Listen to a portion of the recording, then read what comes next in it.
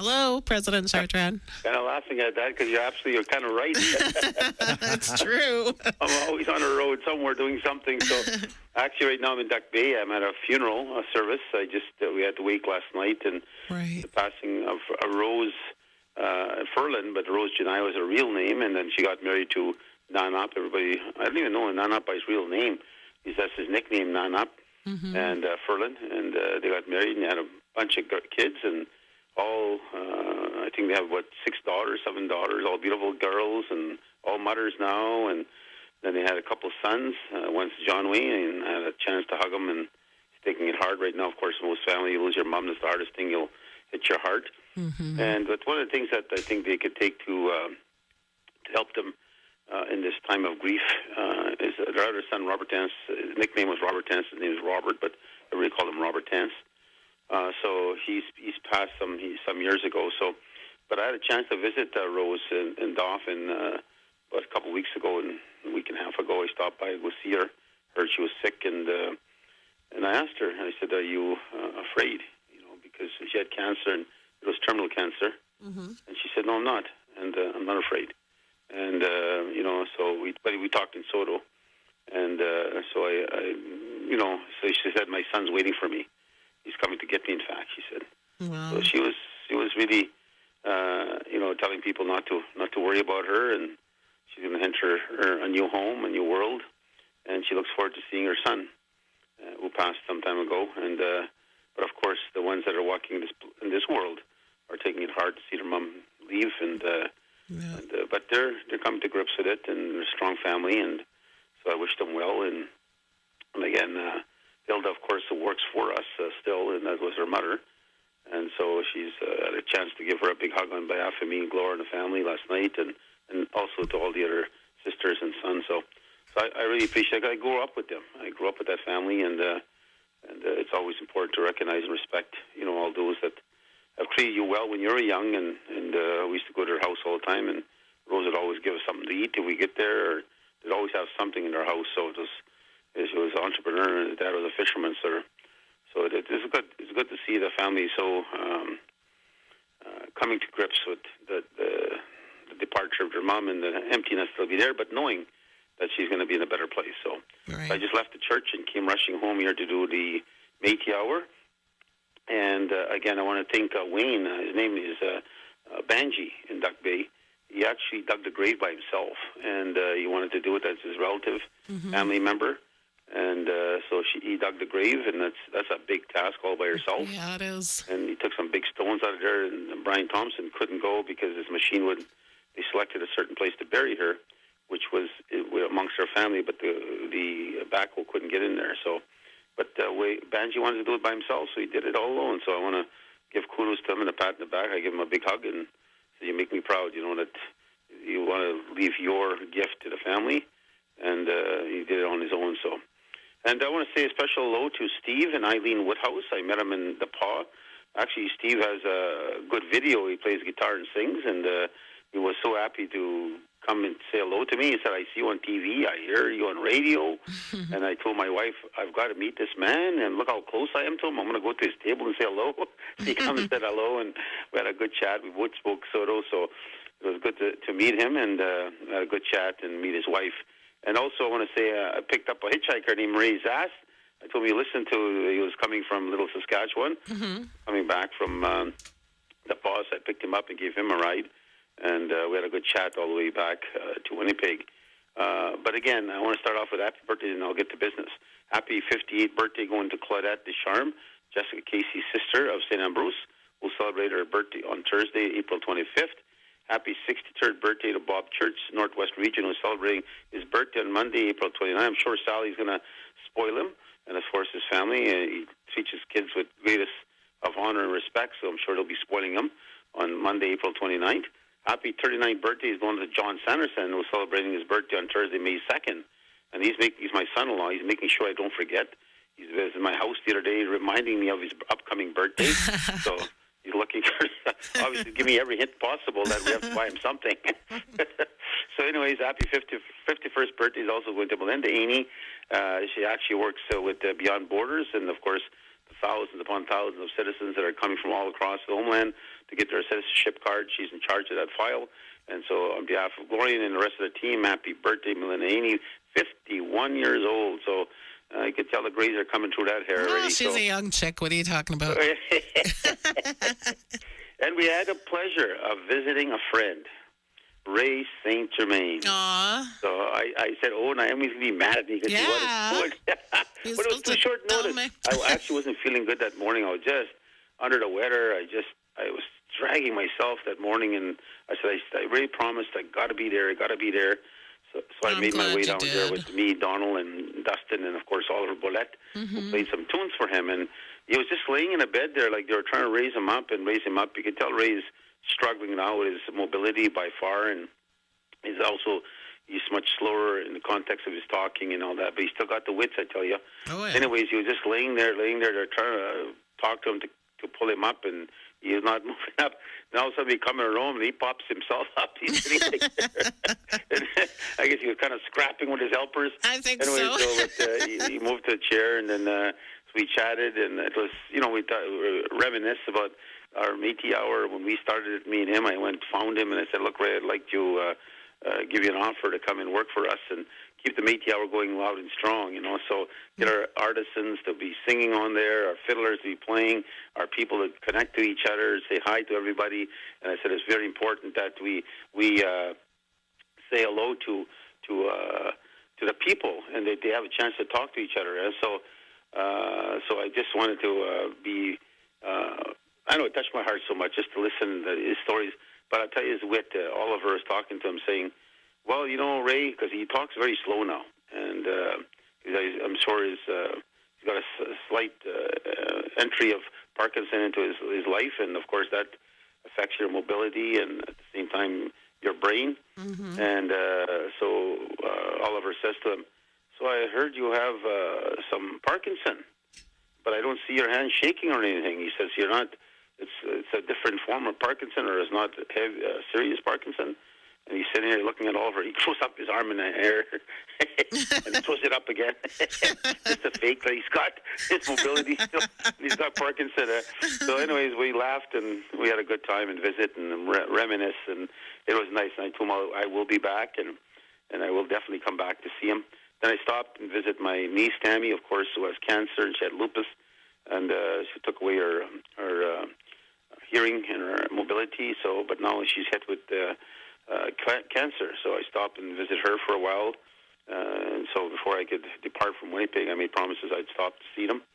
And I still got to go see Arnold Asham. I promised I'd go see him, who had a stroke and is still at home. Mm-hmm. So I tell you, you're right, Naomi. My calendar is always jam-packed. I do have to apologize because I was supposed to get a message to you about Edgar leaving the hospital on Monday. He's my apologies. At home now. Yeah. We're reaching out. We sent some flowers and we sent some other stuff. I'm going to go actually see Edgar also. I told his brother Brian I'd go visit him. I'm going to come down and visit him in Chartrand, see if he needs anything I could do to make his life better. And that would be really... I know that they called this morning and they were like, he's still waiting. Okay, you tell him I'm coming for sure.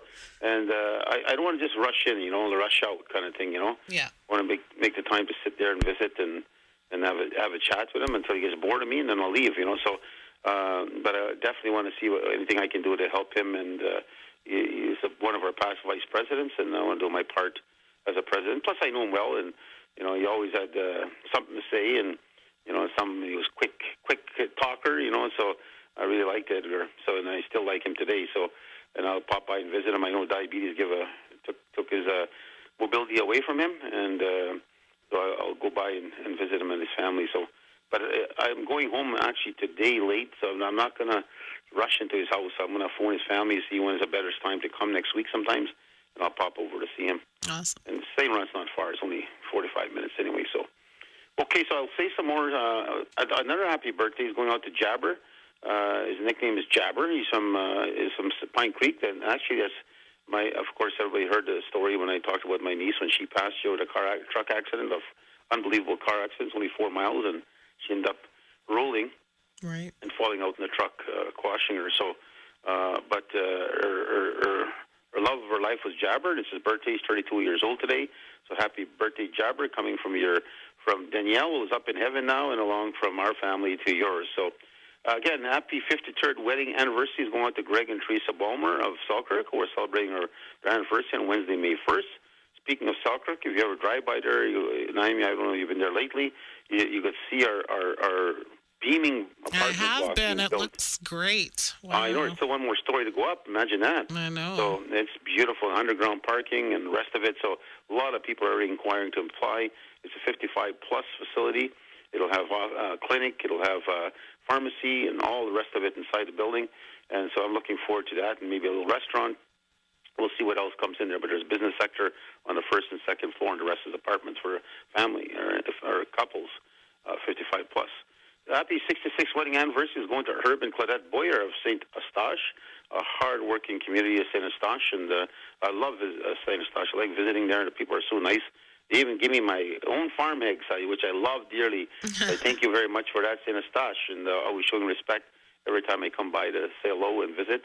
And we're working right now on another initiative. We already have a child care center built there, but we're working on another initiative in that area because it's a booming and hard-working town. So, anyways, I also reacted, and so did Francis Chartrand, our vice president, and Richard and Peter Fleming were quite taken by the comments made by a school division counselor. Oh, yeah. From Ward 2, being a trustee, named by Paul Coffey, not the hockey player, Paul Coffey, and from Dauphin and Parklands, and he was ranting about this whole concept of residential school was not real, and there was good things and that occurred. The people needed to learn English and speak and arithmetic and on and on and on. And he made, the word is Indian. That's the word they should use.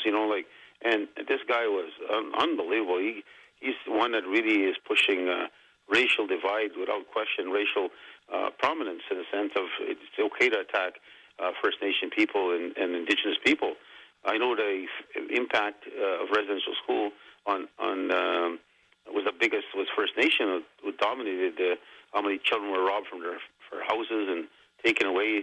Métis were not taken in that degree to residential school because they didn't want to pay the bill for us. So they want to force us, and the government did not want to pay any costs for the Métis. So in some ways we were fortunate and lucky, but we still suffered in day school, and that's one that's still unfinished business that has to happen to the Métis people, and that this government. But what's sad about this particular thing, he did a half-hour diatribe and making statements and unbelievable racial statements as a counselor, school division counselor, and nobody stopped him. Nobody, the chair, I don't think the chair was there, but I think the council itself that was sitting there listening to this guy, nobody said, wait a second, what the hell are you doing?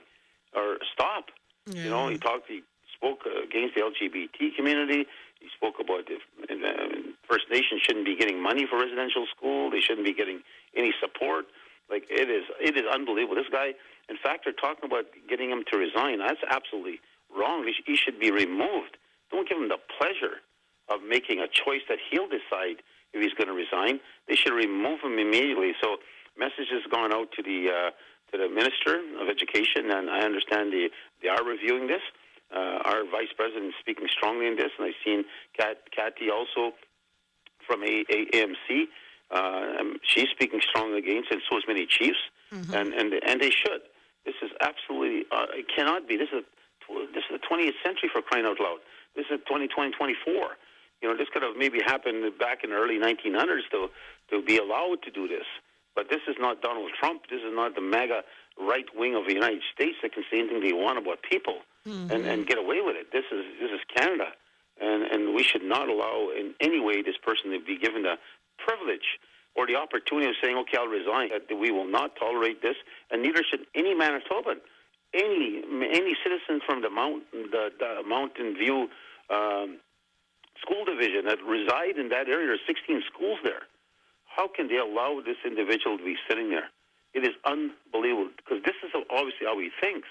Yep. If he does that, then he's going to push his policy or his ideology and changing and speaking against things that cause so much harm and damage and evidence. You have judges, lawyers, experts, consultants of all degrees that have done this study, and they came out with a commissional report. Yep. And he's saying it's not real. What's he going to say next? That the Holocaust is not real? Come on. This is unbelievable. And I if know he that had the said First that, Nations, all he my would have friends, been the chiefs he in would that have been area will not removed tolerate already. this, and they'll speak strongly about it. And they'll remove this individual immediately. Forget asking him to resign. Remove him.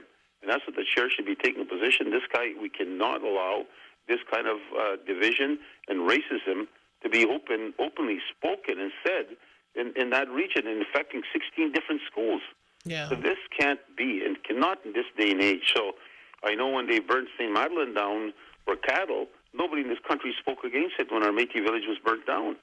And nobody cared. Nobody said a word. And it was for cows. So it's the same concept now. This is, this guy coming along, it's just because he's got acclaimed, nobody ran against him, and he has the audacity to attack the First Nation people and go after them and saying all these things that were so damaging and hurtful, and a lot of debt occurred. And it's not real. It's not real, his position. They shouldn't be getting any kind of resources. It is unbelievable. This can't be tolerated, cannot be accepted. Yeah, Definitely we will stand with our First Nation chiefs and stand with our leaders and the people of First Nation background throughout school division, but across this province, that we'll stand with them against this racism, and this cannot be tolerated by anybody, and we should never let that happen. So, again, you'll see our government speaking strongly on this and pushing the government of Manitoba, this person to be removed effective immediately and not be asked to resign. Remove him. Show him that we will not tolerate this. And on a better note, on a good note, we celebrated the 25th year of the Métis employment training, and that took place at the Fort Garry Hotel, pack house, well done by Carrie and Tracy, who run the department, and of course John Fleury is our minister, who's been leading that for over 23 years, and then Joan Ledoux is our co-minister for that file. And they actually, throughout, since its beginning in 1999, they've trained and assisted 47,000 Métis people. That's amazing. Getting schooling, getting training, getting certified. And today those individuals are working many places throughout different sectors of degrees. Some are nurses today, and one was actually a nurse that spoke there. She was very proud. She's about to graduate and get her RN. And then another one spoke. She's in childcare. She said, I probably couldn't, I dream about it. I'm naturally a good mother. And for me, it was, how can I ever get that? What kind of supports could I ever get? And then she was told, go to MMF, they'll help you. And she went to MMF. Now she's so proud. She said, my dream has come true. Now I'm working in childcare, an area I so love with all my heart. So, and then we had Jesse Vogan, who was an electrician, talked about him as starting his own business, a dream. And he said, I was scared all the way throughout. I was scared starting a business on my own and then figuring out how can I do it. How can I pay my rent? How can I pay my bills? How can I take care of myself? If my business fails, what happens to me? But I took a risk. And I was fortunate throughout after I started risking my own future. MMF was there to support me and help me through. And today I have 21 employees that are working for me, and we're taking bid contracts everywhere in the province and anywhere we have to go. And we employ a lot of Métis people. So it just shows you, and we'll shed a tear there talking about if it wasn't for the MMF, I probably would never make it. So you think about 47,000 people coming through, there over 17,000 employed in jobs, and then lots still in school and universities and colleges. I was so proud to be part of this because I negotiated the agreement back in that era in 1999, and we were very successful in getting what we believe the right program. The government's fought against us throughout different designs and creations. We created the LMB, we call it LMB boards, local management boards, and now they're called local LACs, I think local something, LAC, they call them, there's some name for them. But they're like the LMBs, a continuation of the LMBs. But what it means is that we have local people sitting around the table deciding which individuals, not by name, because none of these people see the actual name. So, for example, if I applied, David Chartrand applied, they wouldn't see my name. They'll see a number, and I'm applying to become an electrician. Then they'll analyze whether there's enough jobs in that field to risk putting a bunch of money into training to make sure that the person gets a job. So they analyze which is the best route forward, and from there they fund, because there's so many people applying, and they don't have enough money for all the people. every year, Right. but they can apply the next year again and next year after that. This program is good till 2029 with Canada, and as I said, this is one of the better programs that ever came out of Canada and was transferred to us. And they tried to make us fail. Trust me, I know that. I was at the table. I was fighting these fights, and they were trying to make us to fail. They didn't support the local people having a say, local boards to be involved. They said that it should all be centralized out of Winnipeg. We said, no, we believe in grassroots, and that's the road we're going to take. And I wouldn't back away. I fought for several years till I won my fight. And now, 2 years later, after that fight, they were the model of Canada. So they would have just listened to us instead of fighting us. They would have seen that our vision was the right approach. And today we're the most successful MET program in Canada. There's hundreds of them now. There's be 180. Used to only be 82 at one time in Canada. And Manitoba has only one MMF. And First Nations, I think, have several of them here in Manitoba. I think they have a few of them. But we only have one. And in Canada, we are rated the best and the most achieving training program in Canada. So, again, thanks going out to Kerry Smith. Tracy Hart, I forgot she got married. Tracy Hart, Tracy Coleman, everybody knows her by. Mm-hmm. And again, to all the staff that work in the department, I thank you from the bottom of my heart, from all the citizens and the work you do in changing people's lives. And today, those people are buying houses, they're buying vehicles, they're raising families because they all got careers now. That's and awesome. So that's great to see. And again, I'm so proud of that. Also, next month, Red River Métis Business Excellence Award Gala is coming up. Will take place Thursday, May 30th at 4:30 p.m. at the Fort Garry Hotel. It's going to be a big event. They expect a lot of businesses to be showing up from across Manitoba. There's close to 700 businesses registered with the Little Rail Capital Corporation. And now we're trying to ensure we can get all types of supports to the businesses. For example, benefit programs for their employees. We're looking at how do we achieve and get towards that. And of course, insurance is another place we're looking at and moving forward on that field. And we also want to get insurance for our people. That's one of the things that we're pushing hard on. We're starting a company. And what we want to do is actually not just be brokers. We want to actually go out and create our citizens to buy insurance for theft of their properties or fire that takes place. I don't know we'll start on houses yet, but we'll start for the commodities in the house. Mm-hmm. And we'll start from there. And eventually, of course, we'll get to be a bigger player in that field.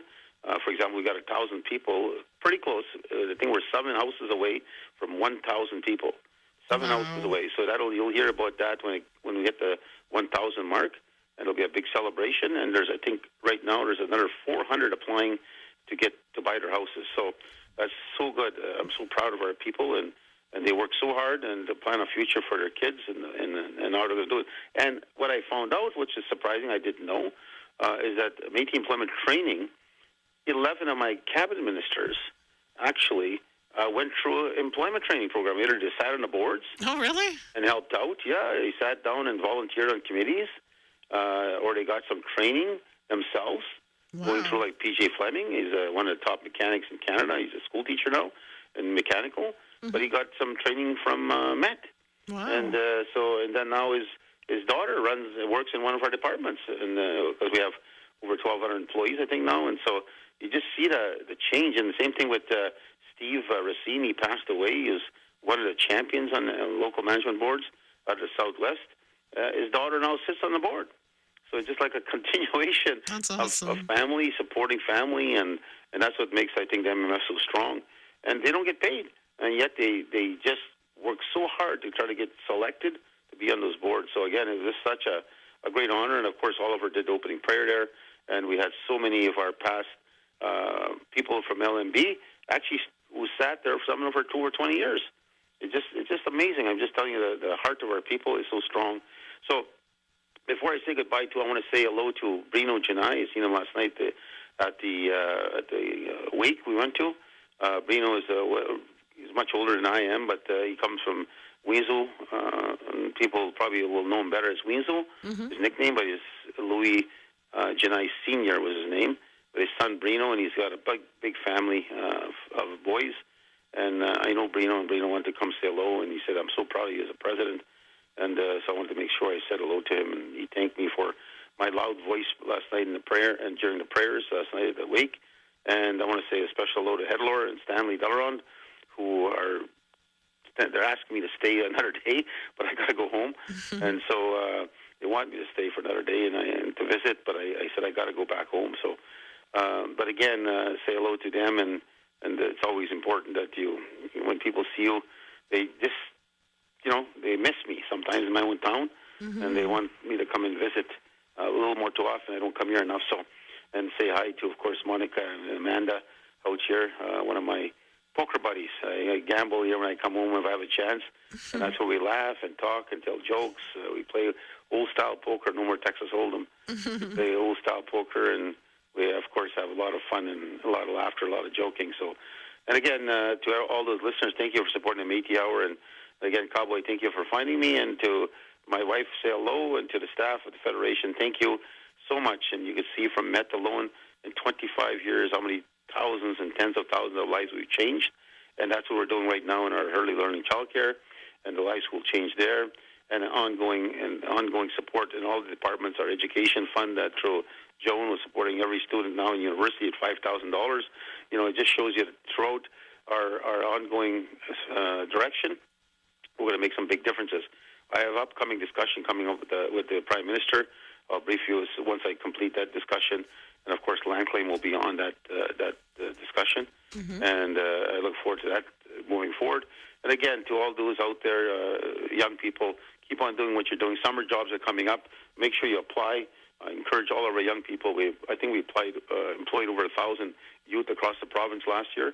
And I look forward to passing that range. I keep on telling my cabinet, you keep on pushing harder and harder, because I want to make sure as many youth have jobs throughout the summer, and keep them proactive and keep them, having the opportunity to earn some money in their pockets so they can buy some of the stuff instead of looking through a window of a store and wishing you could get that.